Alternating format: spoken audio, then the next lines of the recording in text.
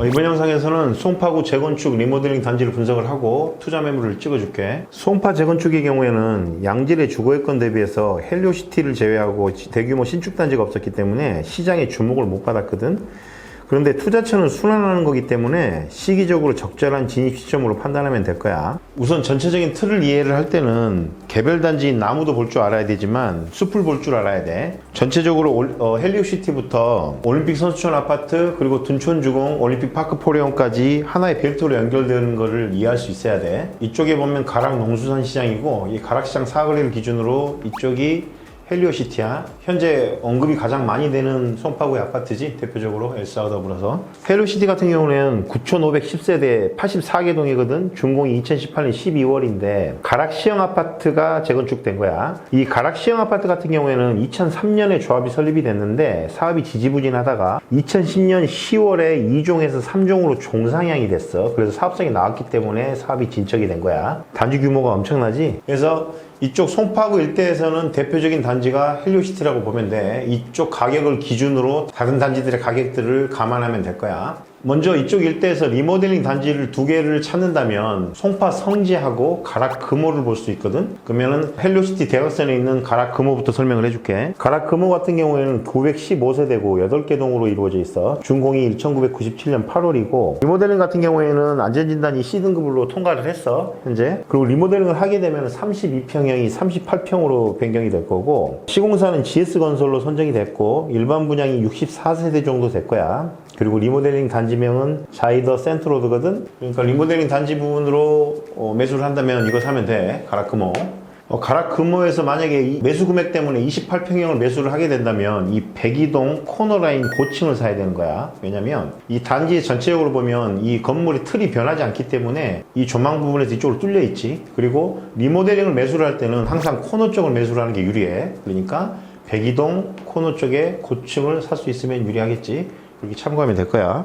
그리고 이쪽에 있는 단지가 가락우성이거든. 가락우성 같은 경우에는 838세대고 7개 동이야. 준공이 1986년 12월이고 정비계획 같은 경우에는 수정 가결이 됐어. 근데 용적률이 210%이기 때문에 거의 1:1 재건축으로 진행이 돼야 될 거야. 이쪽은. 그리고 사업계획은 최고 26층으로 계획이 돼 있고 967가구로 재건축이 될 거야. 그리고 현재는 838세대인데 재건축하게 되면 약 1000세대 정도 되겠지. 근데 가락우성 같은 경우에는 예전에 정비계획 수리반이 서울시에서 2번 보류가 됐어. 임대 비율 때문에. 근데 이제 그 부분을 수정을 해가지고 이쪽이 수정 가격이 됐지. 그러니까 재건축이 이제 앞으로 추진될 거라고 보면 될 거야. 그리고 헬리오시티 건너편으로 이 아파트가 송파 성지거든. 송파 성지 같은 경우에는 전국 최초로 수직 중축 리모델링이 진행이 된 아파트거든. 298세대고 2개동이야. 준공이 1992년 12월이었고 리모델링 이후에 단지명은 잠실 더샵 루벤이야. 그리고 2024년 10월에 완공 예정에 있어. 이쪽 같은 경우에는 일반 분양 평당 6,500만 원이었거든. 그렇기 때문에 이쪽은 일반 분양분을 마피로 산다든지 그렇게 진행할 필요가 없어. 조합원 매물을 만약에 매수 가능하다면 해야 돼. 그게 더 싸. 그리고 리모델링 후에는 30평이 39평으로 변경이 될 거야. 리모델링 사업을 진행하고 있기 때문에 입주가 임박에 있지. 그러니까 이쪽이 주목이 되면서 이쪽 단지들이 이제 주목도가 높아지게 될 거야. 그러니까 이 송파 성지를 주목을 하고 있어야 돼. 그리고 송파 성지 건너편으로 송파 레미안 파인타워 아파트가 있거든. 이쪽이 가장 신축이지. 이쪽 일대에서는 헬리오시티를 제외하고는. 레미안 송파 파인타워 같은 경우에는 794세대고 9개 동이야. 준공이 2012년 1월인데 이쪽은 반도 아파트를 재건축한 거야. 평형은 22평, 26평, 28평, 33평으로 이루어져 있고 이쪽은 다소 젊은 세대들의 주목을 받고 있는 단지고 선호도가 좀 높아. 신축이기 때문에. 그리고 송파 레미안 파인타워 바로 옆에 보면 가락 삼익이라고 있지. 재건축 부분에 대해서 주목을 한다면 이거 사면 돼. 이거 사. 가락 삼익 같은 경우에는 936세대고 14개 동으로 이루어져 있어. 준공이 1984년 12월인데 19년 8월에 조합이 설립이 됐고 사업시행인가가 곧 임박해 있어. 그리고 용적률이 179%고 이쪽 같은 경우에는 매수를 하게 된다면 가용 금액이 된다. 그러면 52평을 사는 게 좋을 거야. 52평 같은 경우에 대지 지분이 25.7평이거든. 그러니까 매수가 유리해.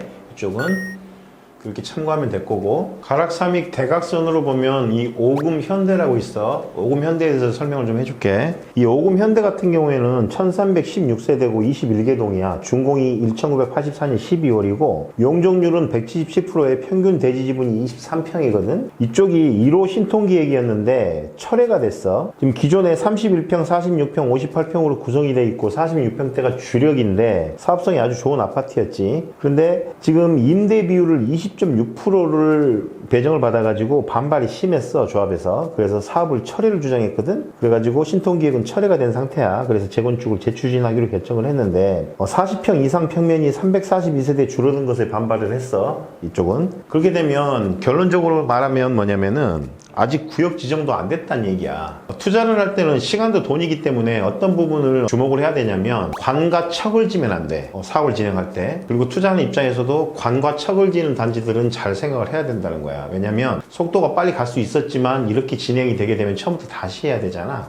그러니까 그 부분을 감안을 해서 판단을 해야 될 거야. 그리고 이쪽에서 주거 여건이 가장 우수하지, 단지가 좀 오래되긴 했지만 올림픽 선수촌 아파트인데 이쪽 1단지 그리고 2단지 성내천과 가미천을 기준으로 3단지로 구분이 돼. 올림픽 선수촌 같은 경우에는 5,540세대고 122개 동이야. 준공이 1988년 6월이고 사업성이 아주 높아. 이쪽은 용적률이 137%에 건폐율이 12%거든. 평균 대지 지분이 26.7평이야. 이쪽 같은 경우에는 사업성이 아주 높긴 하지만 추진위가 2개로 운영이 되고 있어. 신속통합을 추진하는 쪽하고 고급화를 추진하는 쪽이 있기 때문에 이렇게 세대수가 많은 단지들은 이런 식으로 의견이 갈리게 되어 있어. 그러면 사업 속도가 좀 더 늘어지겠지. 그러니까 그 부분들을 감안을 해야 되는 거고, 입지적인 면에서 올림픽공원을 끼고 있기 때문에 특히, 그리고 올림픽공원이 있고 이쪽이 9호선 급행역이 정차하는 지하철역이 있지. 그러니까 단지 부분에 대해서는 아주 우수해. 그런데 아까 말한 대로 추진이 2개인 부분을 염두를 하고 투자 부분을 검토를 해야 될 거야. 그리고 올림픽 선수촌 옆으로 이쪽은 강동구긴 하지만 이쪽까지 검토를 하면 돼. 둔촌 주공이지. 올림픽 파크 포레온이고 준공 후에는 12,032세대로 85개 동이야. 송파에서 가장 세대수가 많지. 준공은 2025년 1월로 예정이 되어 있고 이쪽 같은 경우에는 분양권 거래가 올해 12월 16일부터 가능하거든. 근데 실거주 의무가 해제되지 않으면 거래가 어려울 거야, 이쪽은. 그러니까 그 부분을 참고를 해. 그래서 이쪽 둔촌 주공부터 올림픽 선수촌 그리고 쭉 헬리오시티까지 쭉 가다 보면 하나의 벨트로 연결이 되어 있지. 이렇게 단계별로 리모델링이 됐건 재건축이 됐건 아파트들이 이 신축 아파트들로 계속 변모하면서 이 연결이 되면 하나의 벨트로 형성이 되거든. 그러면 시장의 주목도를 쭉 받게 돼. 그러면 강동구보다 훨씬 더 선호도가 높아지겠지. 아까 말한 대로 양질의 주거 여건이 있기 때문에. 그렇기 때문에 이런 큰 틀로 바라볼 수 있어야 돼, 이런 단지들을. 요즘 금리 문제로 부동산에 대한 관심도가 좀 떨어지는 것처럼 보일 수 있겠지만은 큰 틀에서 보면 부동산에 대한 관심을 줄어들 수가 없는 게, 인간은 돈이 많아지면 공간에 대한 욕구가 늘어나, 무조건. 그리고 사람마다 다 다르겠지만 나한테 투자가 가장 의미를 가지는 건 뭐냐면 최소한 내 새끼들이 돈으로 상처받을 일은 없을 거라는 점이야. 결국 부동산은 가족들 행복하게 해주려고 하는 거거든. 그것만으로도 충분한 명분이 있는 거야.